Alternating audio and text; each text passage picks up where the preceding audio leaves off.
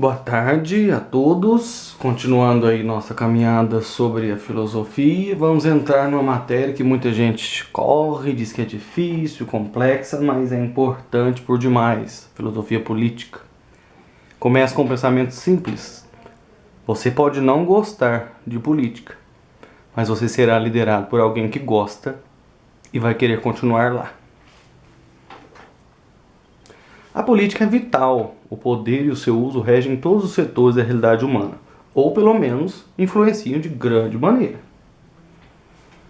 É pela via política que cabe aos governos cuidar, gerenciar de suas sociedades, garantir os direitos e os deveres de cada um dos seus concidadãos e deles mesmos.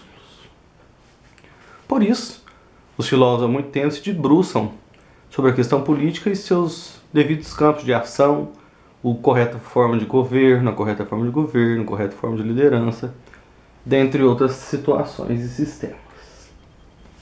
A política lida com o quê? Quais são as especificidades dela? Poder e organização, autoridade, que é uma forma de poder entendida como alguém que tem adesão à figura de um líder, é uma adesão empática. O poder entendido como autoridade constituída, seja pelo voto, por alguma forma que legitime aquilo. O popular preto no branco. Lida com a república, a res pública, palavra de ascendência de origem latina. Coisa pública, coisa do povo. Lida ainda com as várias formas de governo. E busca-se uma ideia de polis, ou como o equivalente romano, uma ideia de civitas, ou seja, uma cidade organizada, compenetrada, frutuosa, progressiva, com constantes melhorias. O exercício correto do poder nessas localidades. É uma história enorme, tem vários meandros, mas falando um pouquinho diretamente, vamos falar sobre os sofistas e a relação deles com a democracia. As primeiras ideias de modos democráticos e de cidadania surgiram em Atenas lá do século V, numa perspectiva de igualdade entre iguais. Igualdade entre iguais, é isso mesmo. Não era uma ideia muito inclusivista. Igualdade entre iguais aqui era um problema, porque os iguais eram considerados os melhores. Então nem todo mundo fazia parte da comitiva, do grupo seleto daqueles que eram considerados os iguais. Aqui é no sentido pejorativo. Não era a grande maioria esses chamados iguais. Apenas 10% dos habitantes da Atenas eram considerados cidadãos. Muita gente, mulheres, pobres, etc., eram deixados de lado. E aí os sofistas, que eram mestres na retórica, defendiam e ao mesmo tempo incentivavam, até entravam em controvérsia com os socráticos, porque os socráticos voltados para a verdade e os sofistas voltados mais para o correto discurso. Então eles preparavam aqueles que estudavam em suas escolas ou eram formados por seus preceptores para a arte do bem falar e para se exporem nas assembleias e nas ágoras. A ágora é aquele local de destaque, nos pórticos da Grécia. Eles queriam ampla participação dos seus, ou seja, uma democracia participativa, onde todos falassem, onde todos fossem realmente iguais entre iguais, e não só um grupo discrepante. Aí, atrelados às concepções acima, temos os marcos socráticos, A política em Platão é o suprassumo, digamos assim, dos ideais socráticos. Lembra que Platão pertencia à aristocracia, mas ele se decepcionou com essa forma de sistema de governo, com a democracia ateniense em si. Lembra do julgamento de Sócrates. Ele foi culpado, acusado de perverter a juventude, porque ensinou pela sua maêutica, pela sua ironia, os jovens a buscarem a verdade. E isso incomodou os governantes.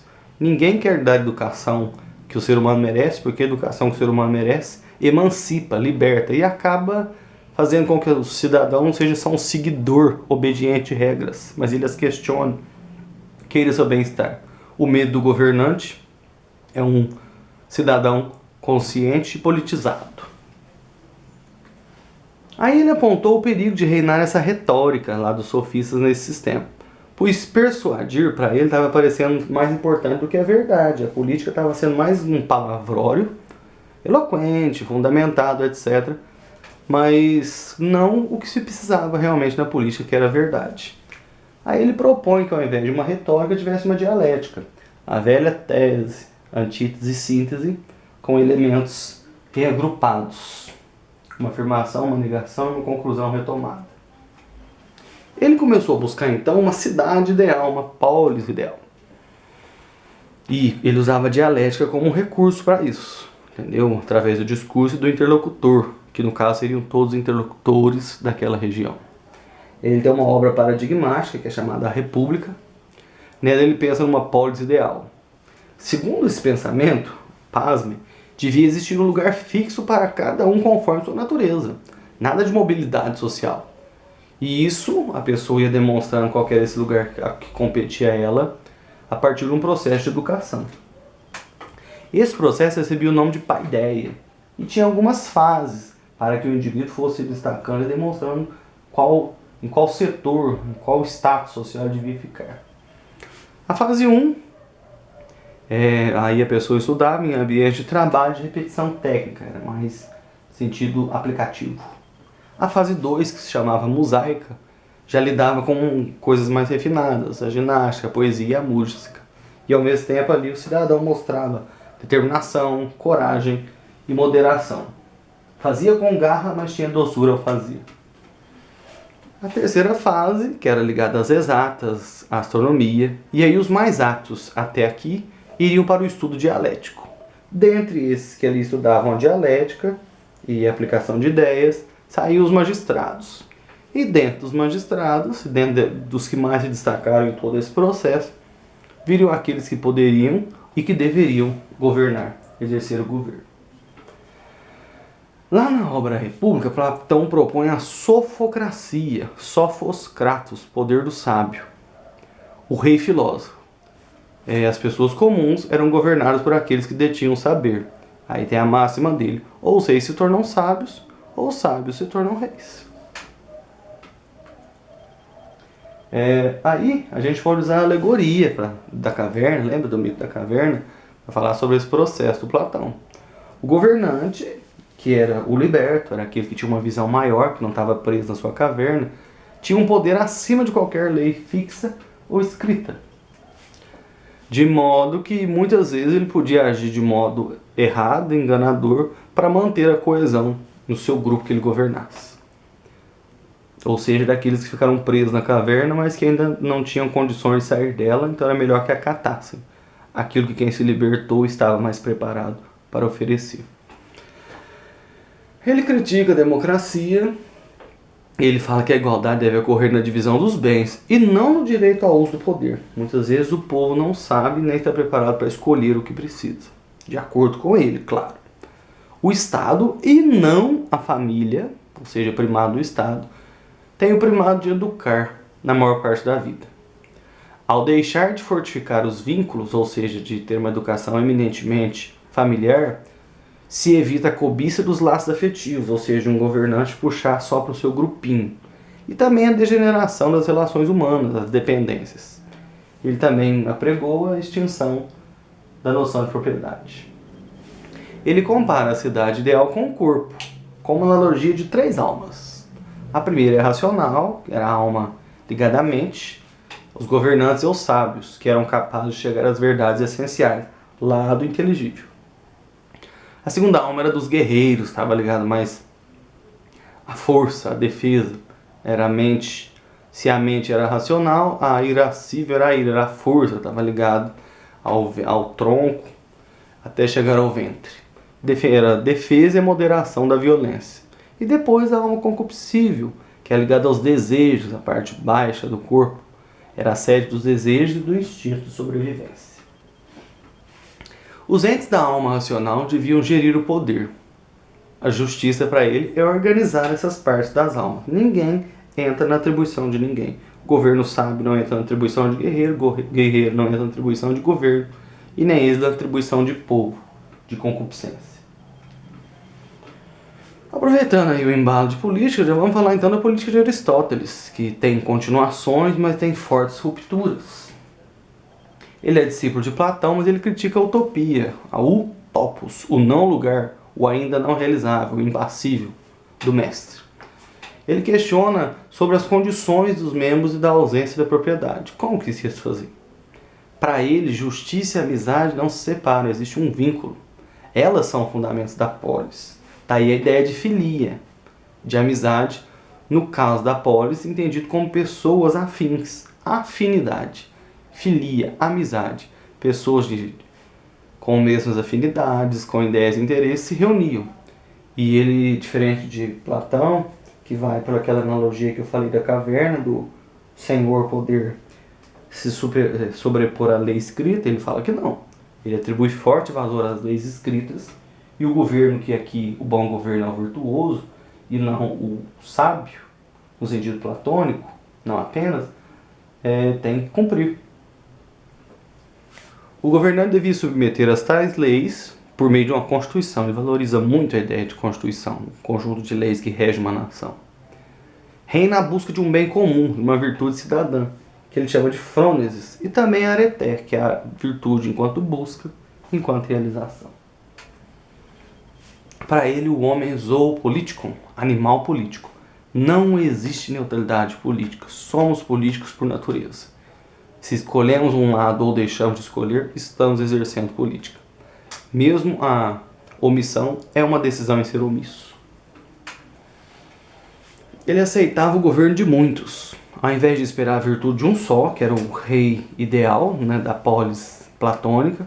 Ele prefere esperar a soma das virtudes parciais dos cidadãos. Em vez de uma grande virtude com V maiúsculo, de um único governante, a soma das virtudes daqueles cidadãos que o constituem, que aí seriam os iguais. De modo que o bem comum, a união de todos os interesses da coletividade, deva se sobrepor ao interesse específico de um indivíduo. E aí eu lembro que a concepção dele de iguais de cidadania também excluía mulheres, estrangeiros, escravos, pobres, vencidos de guerra, etc. Aristóteles tentou justificar isso alegando que isso eram diferenças naturais, era própria da biologia humana. A pessoa está em cada um desses grupos e assim manter-se neles, ao invés de progredir. Ele não acreditava numa forma de governo perfeita, específica, ideal, idealizada, no sentido conceitual absoluto, inteligível de Platão. Ele não acreditava nisso não. Para ele, o valor do bom governo estava na Constituição e na aplicação e até no seu aprimoramento. Aristóteles estudou e caracterizou as formas do governo e dividiu em monarquia, como a gente sabe, governo de um só, aristocracia, governo de poucos, que muitos dizem que para a concepção deles é dos melhores, e a politeia, que para ele é a mais equilibrada, que é o governo de muitos.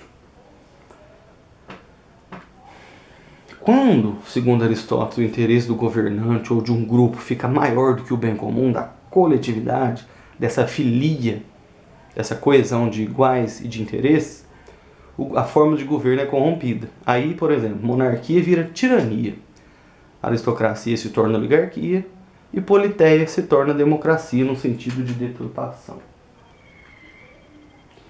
Existe, desde muito, uma tensão entre ricos e pobres. E aí ele fala que o bom governo era aquele que exerceria a mediania, ou seja, a virtude enquanto equilíbrio, nem excesso nem falta. O governo que achasse um ponto entre esses discordantes de meio termo seria o bom governo. O mais importante para esse filósofo de Estagira, chamado de Estagirita, o Aristóteles, é a justiça como vida boa para os cidadãos. Não é comodidade no sentido de luxo, mas no sentido de formação de virtude. Para isso, ele defende uma educação de jovens e o cultivo da virtude, a areté maior, e as virtudes, os valores. E aí os gregos tratam, e hoje ainda é muito eficaz, a política normativa. Aristóteles dividia a justiça em participativa e distributiva, assim como muitas frentes entre os gregos, não só ele, não só essa corrente socrática, mas outras, apontavam ainda na política a política prescritiva, prescrições para a distinção entre um bom e um mau governo, que o guia régio, o fio condutor era a Constituição. A política normativa aí já é como regras de conduta do governante, ligada à moral, ao hábitos, à conformidade, ao treino e ao exercício constante do bem, até aquilo se tornar próprio de cada um, virar um hábito. Por hoje é só. Deixo aí a referência. Até breve.